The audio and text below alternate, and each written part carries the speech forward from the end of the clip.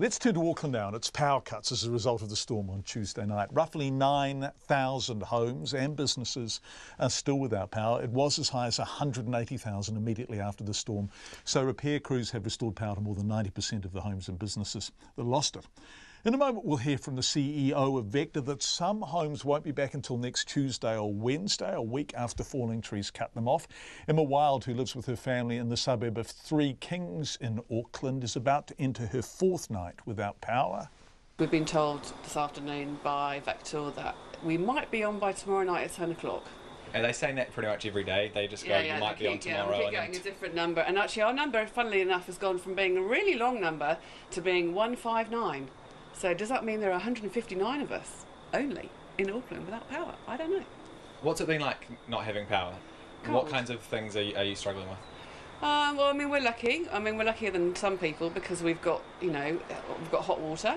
So we're able to bath and shower and use the camp stove. We've got teenage children that are enjoying it very much. So we're better off than other people that haven't got any fires, etc. But it's cold, it's miserable, and it's a bit weird sitting here when everybody else around you in your street and the opposite streets and the street lights are all on. Right. So if you walk out onto your front deck at night and you stand here, literally do all your neighbours have their lights on? It's all normal. Absolutely normal. And you're sitting in your cold, dark house? Yeah, that's right. It's great. Does that weird for you, being in your 2018, all your neighbours have power, you don't have power? We're third world Auckland, aren't we?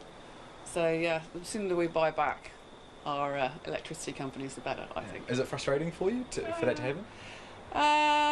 I think as someone that's lived in New Zealand and loves it so much, I think the change over the last 20 years has been fantastic, but the oxymoronic side of it is the fact that the infrastructure clearly hasn't, so that needs to change. If you were talking to the CEO of Vector, pretend I'm the CEO of Vector, what would you say to me?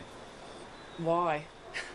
Why is it taking so long? It's just ridiculous. A couple of days, fine, but we have a city of, I don't know how many people, we've got a million or so people.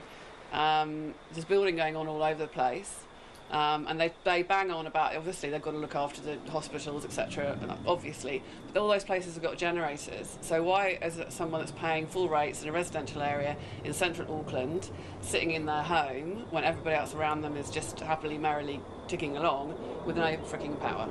Do you get the AECT dividend yet? Yeah. Yeah.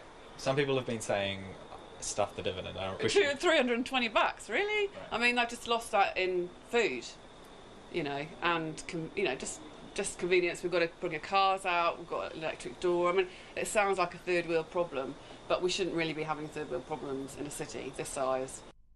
Emma Wild speaking to our reporter Zach Fleming.